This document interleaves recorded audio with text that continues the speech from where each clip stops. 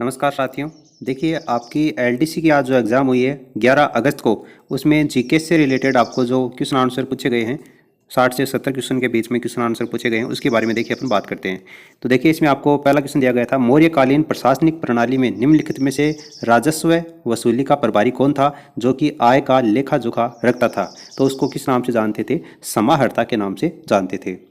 फिर अगला प्रश्न है, मल्ल महाजनपद की राजधानी निम्नलिखित में से कौन सी थी? मल्ल महाजनपद की राजधानी कौन सी थी? देखिए, कुशीनारा या फिर कुशीनगर और पावापुरी दोनों ही इसकी राजधानी थी। कुशीनारा में महात्मा बुद्ध को निर्वाण की प्राप्ति हुई थी, जबकि पावापुरी में महावीर स्वामी को निर्वाण की प्राप्ति हुई थी। तो जो आपको कुसावटी या जो कुशीनारा दे रखा है, ये इसका आंसर हो जाएगा। फिर अगला प्रश्न है, जैन के प्रथम तीर्थंकर कौन थे? जैन धर्म के पहले तीर्थंकर कौन थे? तो ऋषभदेव या आदिनाथ, ये जैन धर्म के पहले तीर्थंकर थे। पार्श्वनाथ 23वें तीर्थंकर थे और महावीर स्वामी 24वें तीर्थंकर थे। अगला प्रश्न पूछा गया था, सिंथेटिक टेक्सटाइल के लिए एक नोडल उद्योग के रूप में कार्य करती है। तो देखिए, इसमें पेट्रो रसायन उद्योग क्या होगा, इसका करेक्ट आंसर हो जाएगा। अगला प्रश्न पूछा गया था, राजस्थान के निम्नलिखित तांबा उत्पादन केंद्र में उत्तर से दक्षिण की ओर आपको क्रम बताना है। तो देखिए, ये जो आपको ऑप्शन दे रखे हैं, भीलवाड़ा, उदयपुर, अलवर और खेतड़ी, इनमें उत्तर से दक्षिण आप चलेंगे तो उत्तर में सबसे ऊपर आपका खेतड़ी आएगा, फिर उससे थोड़ा सा नीचे आपका अलवर आता है, उसके बाद में भीलवाड़ा और उसके बाद में उदयपुर। यानी कि डी, सी, ए और बी। डी, सी, ए भी आपको पहले ऑप्शन में दे रखा है, तो ये इसका आंसर हो जाएगा। फिर अगला प्रश्न आपको पूछा गया था, कौन सा बंदरगाह है भारत के पश्चिमी तट पर स्थित है? भारत के पश्चिमी तट पर कौन सा बंदरगाह है? तो इसका आंसर हो जाएगा कोच्चि बंदरगाह है, पश्चिमी तट के ऊपर स्थित है। कौन सा भारतीय राज्य बांग्लादेश के साथ में अपनी सीमा साझा नहीं करता है? तो मणिपुर राज्य सीमा साझा नहीं करता है। फिर आगे है वो मैथमेटिक्स के क्वेश्चन आपको दे रखे हैं। फिर देखिए आगे 11 नंबर का क्वेश्चन पे अपन चलते हैं। लोक कथाएं 1960 से 75 के संग्रह के उद्धृत बातारी फुलवारी, यानी कि जो बातारी फुलवारी है उसके लेखक कौन है, ये आपको बताना है। तो विजय दानदेता की ये पुस्तक है बातारी फुलवारी। उसके बाद में कौन सा नगर भारत का पहला आर्द्र भूमि यानी वेटलैंड नगर बना है? तो ये उदयपुर बना है। फिर अगला है, चौरी कर किसने लगाया? तो देखिए, मेवाड़ के अंतर्गत ये चौरी कर का जो संबंध है वो मेवाड़ रियासत से है। चौरी कर है वो कृष्ण सिंह के द्वारा लगाया गया था 1903 में, और 1906 में आपके शासक बने थे पृथ्वी सिंह, इन्होंने तलवार बंधाई कर लगाया था, और चौरी कर है वो कृष्ण सिंह ने लगाया था। उसके बाद देखिए अगला प्रश्न है, अगला जीके का जो प्रश्न है वो है 20 नंबर का। 20 नंबर प्रश्न पे चलते हैं। सतीश धवन अंतरिक्ष केंद्र भारत में कहाँ पर स्थित है? सतीश धवन अंतरिक्ष केंद्र वो आपका श्रीहरिकोटा में स्थित है। फिर अगला प्रश्न है, अगला है 27 नंबर का प्रश्न है जो जीके से संबंधित है। निम्नलिखित में से कौन सा मौलिक अधिकार नागरिकों को न्यायालय में जाने की अनुमति देता है जब उन्हें लगता है कि राज्य के द्वारा उनके किसी मौलिक अधिकार का हनन हुआ है, तो वो किसी न्यायालय में जा सकते हैं? वो कौन सा मौलिक अधिकार उनको ये अनुमति देता है? तो संवैधानिक उपचारों का अधिकार उनको ये अनुमति देता है। अगला प्रश्न आपको दे रखा है, कौन सा संविधान संशोधन अधिनियम दल बदल विरोधी कानून से संबंधित है? तो देखिए, 52वां संविधान संशोधन 1985 ये दल बदल विरोधी कानून से संबंधित है। उसके बाद में देखिए अगला प्रश्न है वो 35 नंबर का है। 35 नंबर प्रश्न पे अपन चलते हैं। गणगौर समर्पित है, गणगौर जो पर्व है वो किसको समर्पित है? तो ये देवी पार्वती को समर्पित है। ऑप्शन फर्स्ट इसका आंसर हो जाएगा। फिर है, लच्छी राम किस लोक नाटक कला से संबंधित हैं? तो लच्छी राम कुचामनी ख्याल से संबंधित हैं। उसके बाद देखिए, कर्नाटक के किस शहर में लौह इस्पात संयंत्र स्थित है? तो ये कर्नाटक के भद्रावती शहर में लौह इस्पात संयंत्र स्थित है। Trust with destiny, trustee with destiny प्रसिद्ध भाषण किसने दिया था? तो पंडित जवाहरलाल नेहरू के द्वारा ये भाषण दिया गया है। फिर देखिए अगला प्रश्न है, कोरापुट खनन क्षेत्र निम्नलिखित में से कौन से राज्य में स्थित है? कोरापुट खनन क्षेत्र तो ये आपका उड़ीसा राज्य में स्थित है। फिर अगला प्रश्न है वो 44 नंबर का है। 44 नंबर का प्रश्न है, नई दिल्ली में 9वें एशियन खेल किस वर्ष आयोजित हुए? तो 1982 में एशियन खेलों का आयोजन किया गया था, 9वें एशियन खेलों का आयोजन। फिर भारतीय संविधान के जनक के रूप में किसे जाना जाता है? तो डॉक्टर भीमराव अंबेडकर को जाना जाता है। BR अम्बेडकर इसका आंसर होगा। फिर देखिए अगला प्रश्न जो कि जीके से रिलेटेड है वो आपका 48 नंबर का प्रश्न है। 1981 में इसरो द्वारा प्रक्षेपित किया गया प्रथम भूस्थैतिक उपग्रह कौन सा है? तो एप्पल उपग्रह। देखिए, भारत का प्रथम पूछा जाए तब तो आर्यभट्ट हो जाएगा, लेकिन इसरो का प्रथम पूछा है तो ये आपका एप्पल हो जाएगा। निम्नलिखित में से किस किले के बारे में कहा जाता है कि अन्य दुर्ग हैं वो नंगे हैं, जबकि ये है वो बख्तरबंद है। इसमें पूरा कथन नहीं दे रखा है, केवल इतना ही पूछा है बख्तरबंद किला किसको कहा गया है, तो रणथंभौर दुर्ग को बख्तरबंद किला कहा गया है। उसके बाद में हवा महल का निर्माण किसने करवाया था, तो ये आमेर के राजा सवाई प्रताप सिंह के द्वारा इसका निर्माण कार्य करवाया गया था। फिर अगला प्रश्न है, किस मुगल सम्राट के दरबार में कैप्टन हॉकिंस और सर थॉमस आए थे, तो किसके दरबार में आए थे, जहांगीर के दरबार में आए थे। देखिए कैप्टन हॉकिंस पूछा है, तो हॉकिंस नाम की एक कंपनी है, अगर आपको पता हो तो कुकर बनाती है, कुकर बनाने वाली कंपनी है हॉकिंस। तो हॉकिंस को आप इस तरीके से याद रख सकते हैं, ईस्ट इंडिया कंपनी।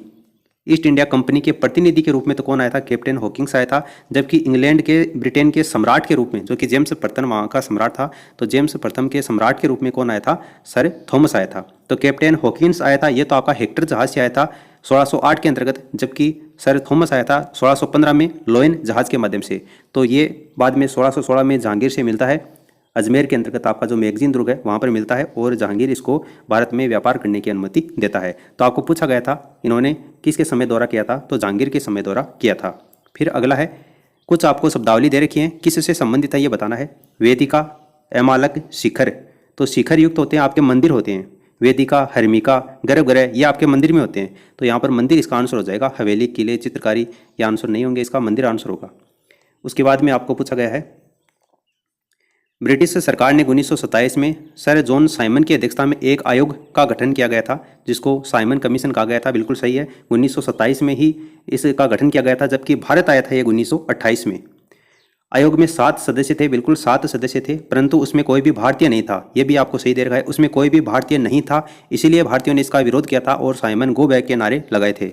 तो ये दोनों कथन आपको इसमें सही दे रखे हैं, तो दोनों कथन सत्य हैं, ये आपको चौथे ऑप्शन में दे रखा है, तो यहाँ पर चौथा ऑप्शन इसका आंसर हो जाएगा। उसके बाद देखिए अगला प्रश्न है, उपरमाल पंचबोर्ड, उपरमाल पंचबोर्ड का गठन विजय सिंह पति के द्वारा किया गया था।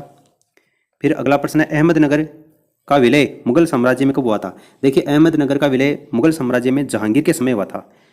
अब बहुत से स्टूडेंट ये सोच रहे होंगे कि शाहजहां के समय हुआ था, लेकिन देखिए शाहजहां के समय नहीं हुआ था, जहांगीर के समय हुआ था। जो अहमदनगर का शासक था मलिक अंबर, मलिक अंबर उसका नाम था, मलिक अंबर पर आक्रमण करने के लिए भेजा था शाहजहां ने। किसको भेजा था, खुर्रम को भेजा था। उस समय शाहजहां नहीं थे, खुर्रम थे, खुर्रम नाम से ये थे, और खुर्रम को भेजा था मलिक अंबर पर आक्रमण करने के लिए। मलिक अंबर को हरा दिया था खुर्रम ने। तो इसी अहमदनगर विजय के उपलक्ष्य में बाद में जहांगीर ने खुर्रम को शाहजहां की उपाधि दी थी और 20,000 का मनसब प्रदान किया था।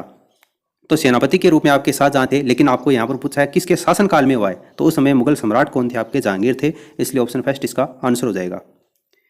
फिर अगला प्रश्न दे रखा है, राष्ट्रीय सांख्यिकी आयोग NSC किस वर्ष संकल्प के साथ स्थापित किया गया था, तो ये 2005 में अस्तित्व में आया था। उसके बाद अगला प्रश्न, सिंधु घाटी सभ्यता या सिंधु सरस्वती सभ्यता नगर योजना के लिए प्रसिद्ध, बिल्कुल सही है, अपने नगर नियोजन के लिए सिंधु घाटी सभ्यता को जाना जाता है। उन्नत सिंधु सभ्यता का विकास सिंधु घाटी और उसकी सहायक नदियों, मुख्य रूप से सरस्वती नदी के किनारे ये विकसित हुई है। तो दोनों ही कथन आपको इसमें सिंधु घाटी सभ्यता के बारे में सही दे रखे हैं। तो फर्स्ट कथन और सेकंड कथन दोनों सत्य हैं, यानी कि ऑप्शन जो डी है ये इसका आंसर हो जाएगा। फिर अगला प्रश्न है, 1800 ईस्वी में वह व्यक्ति कौन था जिसने आज के राजस्थान को राजपूताना कहा था, तो जॉर्ज थॉमस के द्वारा कहा गया था। सबसे पहले राजपूताना शब्द का प्रयोग इन्हीं ने किया था। और कर्नल जेम्स टोड नहीं होगा, हालांकि कर्नल जेम्स टोड की फेमस पुस्तक आई थी जिसमें उन्होंने राजपूताना शब्द का प्रयोग किया था, रायथन शब्द का प्रयोग किया था, एनर्स एंड एंटिक्विटीज ऑफ राजस्थान, लेकिन सबसे पहले पूछा है तो जॉर्ज थॉमस होगा, 1800 ईस्वी में उन्होंने प्रयोग किया था। उसके बाद में देखिए अगला प्रश्न है 61 नंबर का,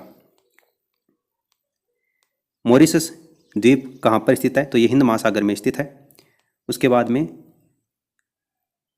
आगे प्रश्न दे रखा है, किसने शाही दरबार में सिजदा और पेबोस या पाइबोस, आपको दे रखा है पेबोस या पाइबोस की प्रथा किसने शुरू की थी, तो ये सल्तनत काल के शासक थे बलबन, बहाउद्दीन बलबन इनका नाम था। बलबन के द्वारा सिजदा और पेबोस प्रथा की शुरुआत की गई थी। सिजदा यानी कि सर झुकाकर, यानी कि जब भी सम्राट के सामने, बादशाह के सामने, सुल्तान के सामने आप उपस्थित होंगे तो सर झुकाकर वहाँ पर उनको प्रणाम करेंगे। और पेबोस का मतलब होता है चरण चूमना। तो ये दोनों प्रथा है वो सल्तनत कालीन शासक बलबन के द्वारा शुरू की गई थी। उसके बाद में अगला प्रश्न है, सिसोदिया राजपूतों का कौन सा किला गंभीरी और बेडस नदियों के संगम पर है, तो ये आपका चित्तौड़गढ़ का किला है, गंभीरी और बेडस नदियों के संगम पर है, मैसा के पठार के ऊपर ये स्थित है। उसके बाद में अगला प्रश्न है, जस्टिस फॉर द जज एन ऑटोबायोग्राफी, इसके लेखक कौन है, तो रंजन गोगोई इसके लेखक हैं। फिर अगला जो प्रश्न है वो आपका 75 नंबर का प्रश्न है,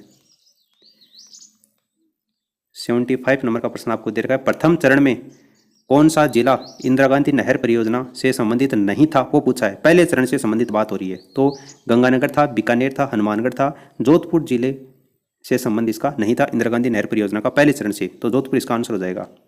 उसके बाद में अगला प्रश्न है, सन 2023 में विश्व बैंक के अध्यक्ष के रूप में किसका चयन हुआ है, तो अजय बंगा का चयन हुआ है। देखिए 80 नंबर का प्रश्न आपको दे रखा है। एक तरफ आपको लोक कला दे रखी है और दूसरी तरफ सामग्री। तो पाने है, पाने किसके ऊपर रचित होते हैं, या आपके कागज के ऊपर रचित होते हैं। फड़ है, उसका संबंध कपड़े से है, फड़ की जो रचना होती है वो आपके कपड़े के ऊपर होती है। फिर मांडना, तो मांडने का जो संबंध है वो दीवार या फर्श से है। जबकि कावड़ है, ये किसकी बनी होती है, आपकी लकड़ी की बनी होती है। तो ये आपको देखिए 3 4 2 1, 3 4 2 1 आपको दूसरे ऑप्शन में दे रखा है, ये इसका आंसर हो जाएगा। उसके बाद में अगला प्रश्न है, थेवा कला राजस्थान के किस स्थान से संबंधित है, तो थेवा कला का संबंध है वो प्रतापगढ़ से है। ऑप्शन सी इसका आंसर होगा। संयुक्त राष्ट्र संघ की स्थापना कब हुई थी, तो 24 अक्टूबर 1945 को संयुक्त राष्ट्र संघ की स्थापना हुई थी। उसके बाद में अगला प्रश्न है वो 85 नंबर का है। स्वर्णिम चतुर्भुज महाराजमार्ग योजना के अंतर्गत पूर्व पश्चिम गलियारा किन दो शहरों को जोड़ता है, तो ये सिलचर से पोरबंदर को जोड़ता है। पोरबंदर गुजरात को जोड़ता है, ये आपका सिलचर से पोरबंदर इसका आंसर हो जाएगा। उसके बाद में अगला प्रश्न है, भारत के ये दो बंदरगाह हैं उसमें उत्तर से दक्षिण के क्रम में आपको व्यवस्थित करना है बंदरगाहों को। तो बंदरगाहों में देखिए इनमें उत्तर से दक्षिण आपको बताना है, विशाखापत्तनम, पारादीप, तूतीकोरिन और चेन्नई। तो इसमें सबसे पहले आपका पारादीप हो जाएगा उत्तर से दक्षिण में, उसके बाद में विशाखापत्तनम हो जाएगा, उसके बाद में चेन्नई होगा और उसके बाद में तूतीकोरिन होगा।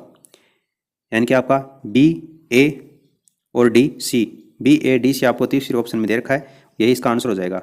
फिर अगला प्रश्न है, भारत की सबसे ऊंची चोटी पूछा है, तो आप जल्दबाजी में एवरेस्ट आपको नहीं करना है, यह आपकी नेपाल में है। भारत की सबसे ऊंची चोटी पूछा है, तो कंचनजंगा पर्वत क्या हो जाएगा, इसका आंसर हो जाएगा।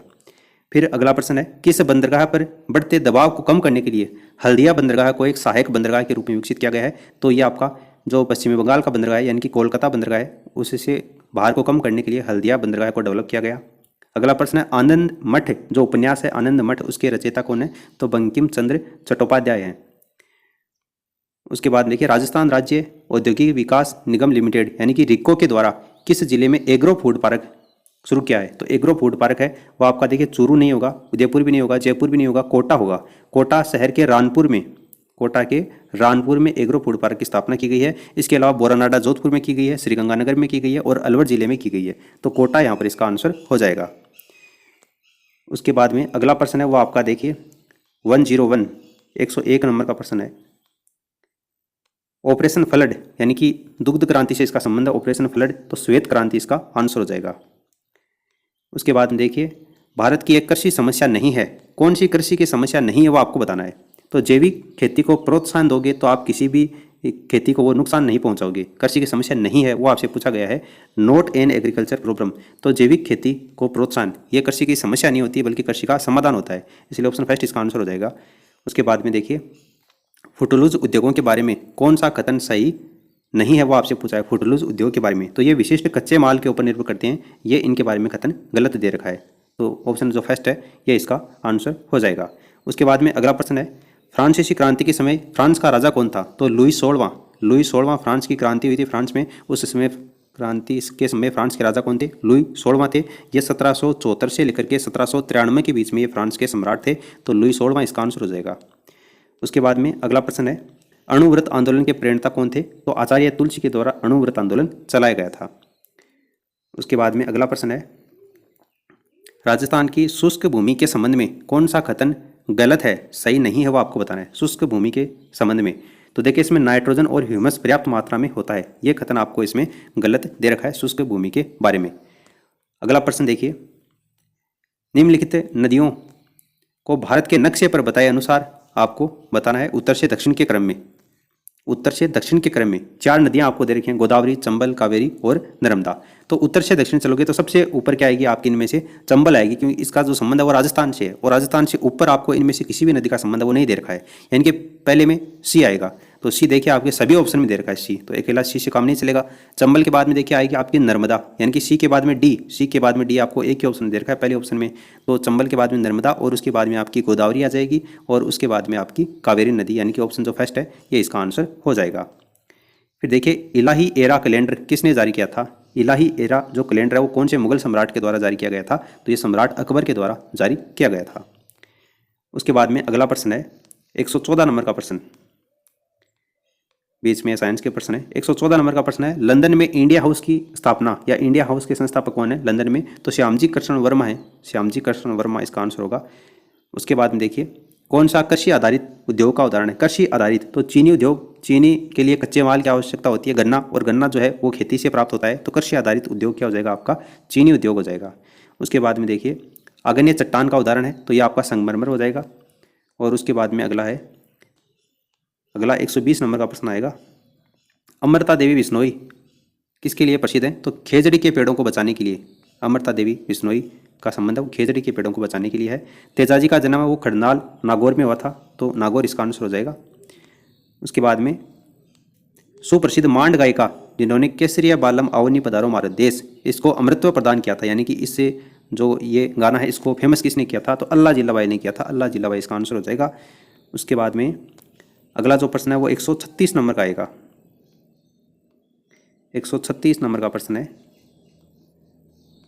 हिमालय के किस भाग से में करेवा भू आकृति मिलती है? करेवा भू आकृति है वो कश्मीर हिमालय में मिलती है। और उसके बाद में कौन सा वन्य जीव अभ्यारण्य राजस्थान में स्थित है? तो रामगढ़ विषधारी अभ्यारण्य ये राजस्थान में स्थित है, बाकी का जो संबंध है वो राजस्थान से नहीं है, तो रामगढ़ विषधारी अभ्यारण्य इसका आंसर हो जाएगा। फिर आइजोल मिजोरम की राजधानी है आइजोल। उसके बाद में अगला प्रश्न है वो 147 यानी कि 147 नंबर का प्रश्न है, कौन सा औद्योगिक क्रांति का राजनीतिक परिणाम है? राजनीतिक परिणाम इनमें से कौन सा है औद्योगिक क्रांति का? तो औद्योगिक क्रांति के माध्यम से औपनिवेशिक प्रतिस्पर्धा को गति मिली, बिल्कुल यही इसका राजनीतिक परिणाम है। ऑप्शन जो फर्स्ट है ये इसका आंसर हो जाएगा। फिर आपको सार्क का सचिवालय पूछा है, तो सार्क का सचिवालय काठमांडू नेपाल में है। उसके बाद में आपको नाटो की फुल फॉर्म पूछी है, नाटो की फुल फॉर्म तो नॉर्थ अटलांटिक ट्रीटी ऑर्गेनाइजेशन, यानी कि ऑप्शन जो फोर्थ है ये इसका आंसर हो जाएगा। और लास्ट प्रश्न आपको दिया गया है, कौन सा कथन इनमें से गलत है? लोक नृत्यों के बारे में, राजस्थान के जो विभिन्न लोक नृत्य हैं उसके बारे में गलत कथन आपसे इसमें पूछा है। तो बम नृत्य अलवर और भरतपुर क्षेत्र का प्रसिद्ध है, ये तो आपको सही दे रखा है। जसनाती संप्रदाय अग्नि नृत्य बीकानेर के कत्यासर गांव में इसका जन्म हुआ था, ये भी आपको सही दे रखा है। गुड़ला नृत्य है वो केवल महिलाओं के द्वारा किया जाता है, बिल्कुल मटके में छिद्र युक्त मटके में दीपक रखकर यह नृत्य किया जाता है, केवल महिलाओं के द्वारा है। और दूसरा है वर्ष 2022 में यूनेस्को ने वाल्दर नृत्य श्रेणी को अपनी अमूर्त सांस्कृतिक धरोहर में शामिल किया था, तो ये कथन आपको इसमें गलत दे रखा है, यानी कि ऑप्शन जो सेकंड है ये इसका आंसर हो जाएगा। तो राजस्थान जो एलडीसी की एग्जाम हुई है उसमें जो 150 क्वेश्चन में से 60 से 70 क्वेश्चन है वो जीके से पूछे गए थे, उन सभी की अपन ने बात की है। इस वीडियो को अपने दोस्तों के साथ में आप शेयर कीजिए ताकि उनको भी अपनी स्टडी में बेनिफिट मिल सके और वो भी अपने आंसर की मिला सकें। आगे साइंस के जो क्वेश्चन है, मैथमेटिक्स के जो क्वेश्चन है, उनके आंसर की आपको प्रोवाइड करवा दी जाएगी। आप लगातार हमसे जुड़े रहिए। इस वीडियो में फिलहाल इतना ही, धन्यवाद।